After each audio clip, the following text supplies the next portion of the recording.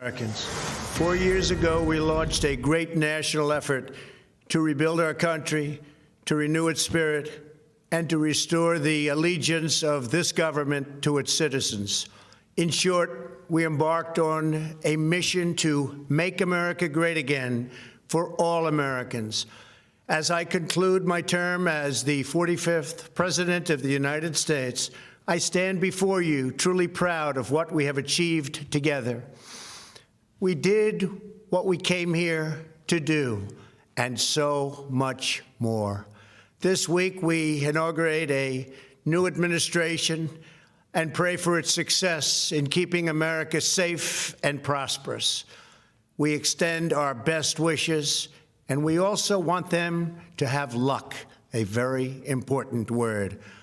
I'd like to begin by thanking just a few of the amazing people who made our remarkable journey possible.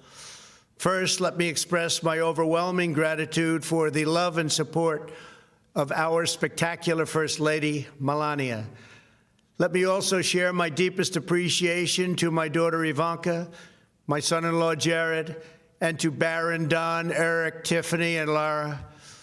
You fill my world with light and with joy. I also want to thank Vice President Mike Pence, his wonderful wife, Karen, and the entire Pence family.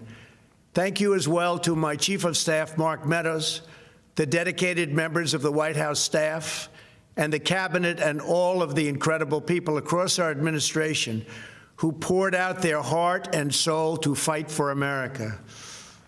I also want to take a moment to thank a truly exceptional group of people, the United States Secret Service.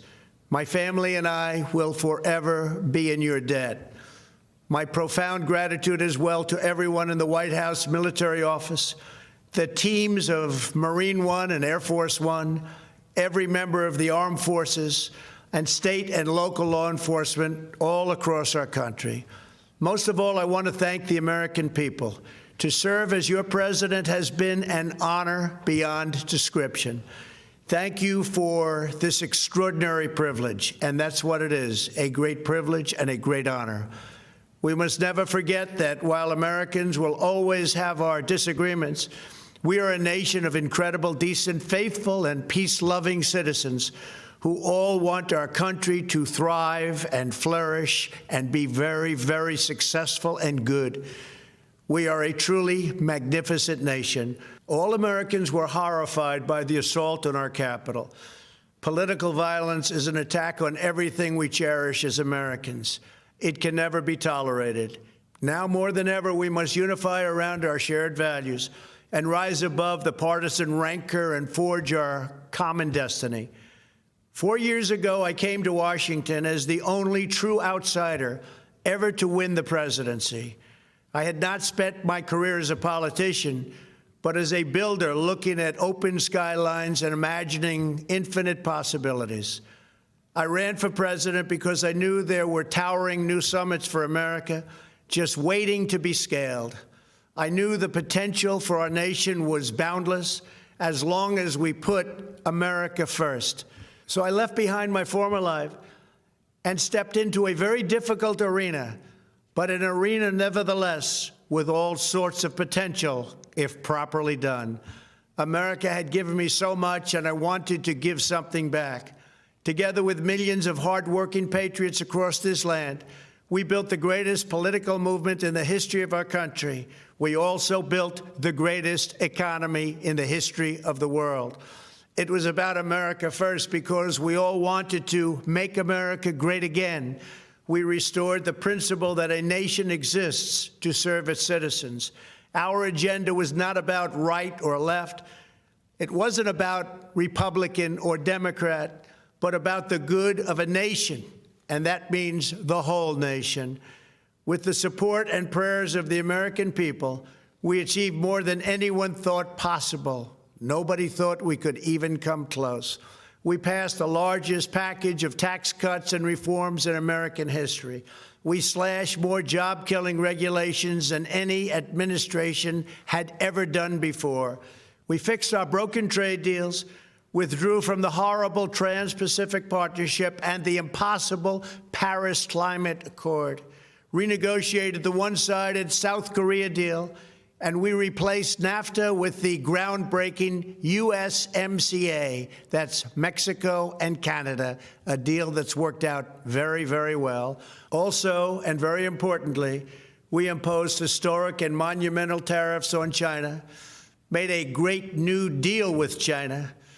But before the ink was even dry, we and the whole world got hit with the China virus. Our trade relationship was rapidly changing.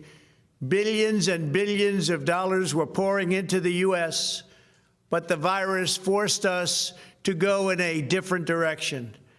The whole world suffered, but America outperformed other countries economically because of our incredible economy and the economy that we built. Without the foundations and footings, it wouldn't have worked out this way. We wouldn't have some of the best numbers we've ever had. We also unlocked our energy resources and became the world's #1 producer of oil and natural gas, by far. Powered by these policies, we built the greatest economy in the history of the world. We reignited America's job creation and achieved record low unemployment for African Americans, Hispanic Americans, Asian Americans, women, almost everyone. Income soared, wages boomed, the American dream was restored, and millions were lifted from poverty in just a few short years. It was a miracle. The stock market set one record after another, with 148 stock market highs during this short period of time, and boosted the retirements and pensions of hardworking citizens all across our nation. 401ks are at a level they've never been at before. We've never seen numbers like we've seen, and that's before the pandemic and after the pandemic.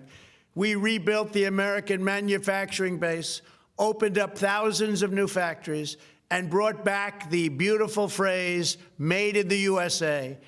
To make life better for working families, we doubled the child tax credit and signed the largest ever expansion of funding for child care and development. We joined with the private sector to secure commitments to train more than 16 million American workers for the jobs of tomorrow. When our nation was hit with the terrible pandemic, we produced not one, but 2 vaccines with record-breaking speed, and more will quickly follow. They said it couldn't be done, but we did it. They called it a medical miracle, and that's what they're calling it right now, a medical miracle. Another administration would have taken 3, 4, 5, maybe even up to 10 years to develop a vaccine. We did it in 9 months. We grieve for every life lost, and we pledge in their memory to wipe out this horrible pandemic once and for all. When the virus took its brutal toll on the world's economy, we launched the fastest economic recovery our country has ever seen. We passed nearly $4 trillion in economic relief, saved or supported over 50 million jobs, and slashed the unemployment rate in half. These are numbers that our country has never seen before. We created choice and transparency in health care, stood up to Big Pharma in so many ways, but especially in our effort to get favored nations clauses added, which will give us the lowest prescription drug prices anywhere in the world. We passed VA choice, VA accountability, right to try, and landmark criminal justice reform. We confirmed 3 new justices of the United States Supreme Court. We appointed nearly 300 federal judges to interpret our Constitution as written. For years, the American people pleaded with Washington to finally secure the nation's borders. I am pleased to say we answered that plea and achieved the most secure border in U.S. history. We have given our brave border agents and heroic ICE officers the tools they need to do their jobs better than they have ever done before, and to enforce our laws and keep America safe. We proudly leave the next administration with the strongest and most robust border security measures ever put into place. This includes historic agreements with Mexico, Guatemala, Honduras, and El Salvador, along with more than 450 miles of powerful new wall. We restored American strength at home and American leadership abroad. The world respects us again. Please don't lose that respect. We reclaimed our sovereignty by standing up for America at the United Nations and withdrawing from the one-sided global deals that never served our interests. And NATO countries are now paying hundreds of billions of dollars more than when I arrived just a few years ago. It was very unfair. We were paying the cost for the world. Now the world is helping us. And perhaps most importantly of all, with nearly $3 trillion, we fully rebuilt the American military, all made in the USA. We launched the first new branch of the United States Armed Forces in 75 years, the Space Force. And last spring, I stood at Kennedy Space Center in Florida and watched as American astronauts returned to space on American rockets for the first time in many, many years. We revitalized our alliances and rallied the nations of the world to stand up to China like never before. We obliterated the ISIS caliphate and ended the wretched life of its founder and leader, al-Baghdadi. We stood up to the oppressive Iranian regime and killed the world's top terrorist, Iranian butcher Qasem Soleimani. We recognized Jerusalem as the capital of Israel and recognized Israeli sovereignty over the Golan Heights. As a result of our bold diplomacy and principled realism, we achieved a series of historic peace deals in the Middle East. Nobody believed it could happen. The Abraham Accords opened the doors to a future of peace and harmony, not violence and bloodshed. It is the dawn of a new Middle East, and we are bringing our soldiers home. I am especially proud to be the first president in decades who has started no new wars. Above all, we have reasserted the sacred idea that in America, the government answers to the people. Our guiding light, our North Star, our unwavering conviction has been that we are here to serve the noble, everyday citizens of America. Our allegiance is not to the special interests, corporations, or global entities. It's to our children, our citizens, and to our nation itself. As president, my top priority, my constant concern has always been the best interests of American workers and American families. I did not seek the easiest course. By far, it was actually the most difficult. I did not seek the path that would get the least criticism. I took on the tough battles, the hardest fights, the most difficult choices, because that's what you elected me to do. Your needs were my first and last unyielding focus. This, I hope, will be our greatest legacy. Together, we put the American people back in charge of our country. We restored self-government. We restored the idea that in America, no one is forgotten because everyone matters and everyone has a voice.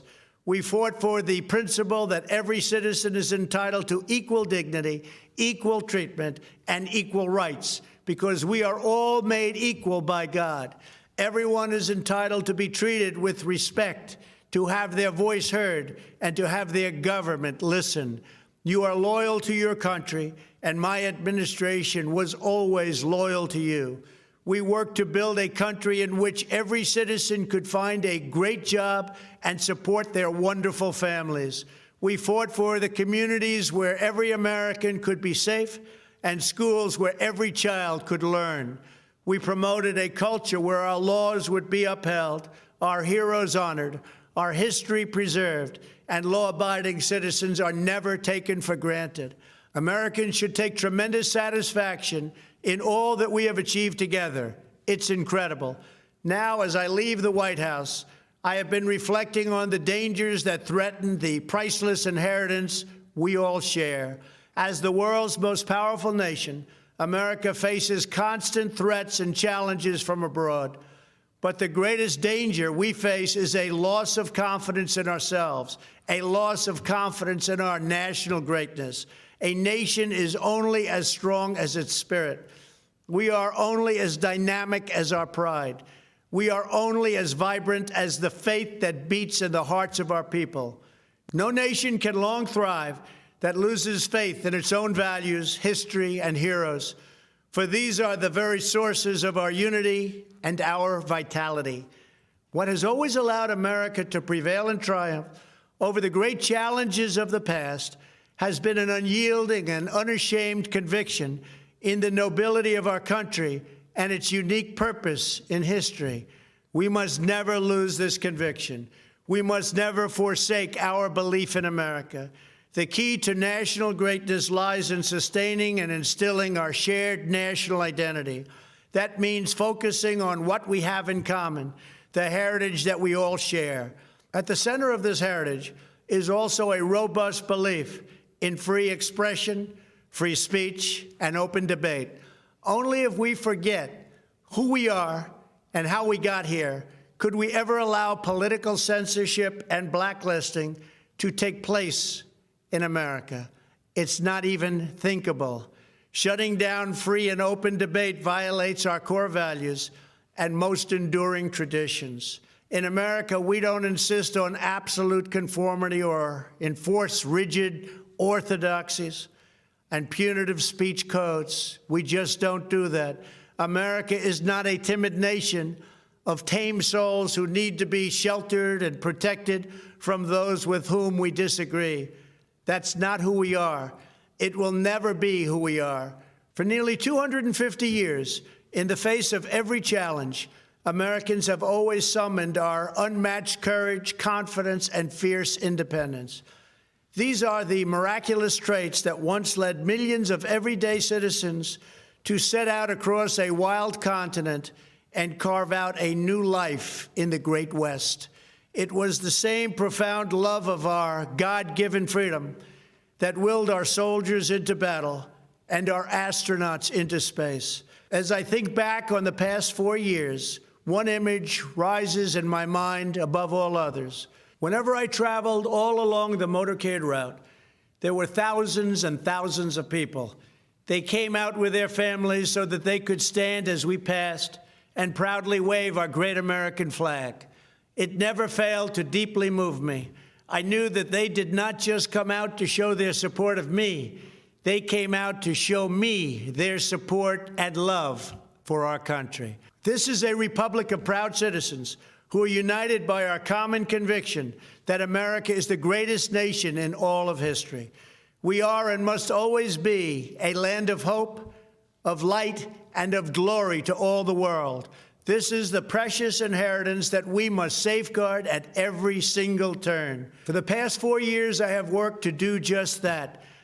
From a great hall of Muslim leaders in Riyadh to a great square of Polish people in Warsaw, from the floor of the Korean Assembly to the podium at the United Nations General Assembly, and from the Forbidden City in Beijing to the shadow of Mount Rushmore, I fought for you, I fought for your family, I fought for our country. Above all, I fought for America and all it stands for, and that is safe, strong, proud, and free.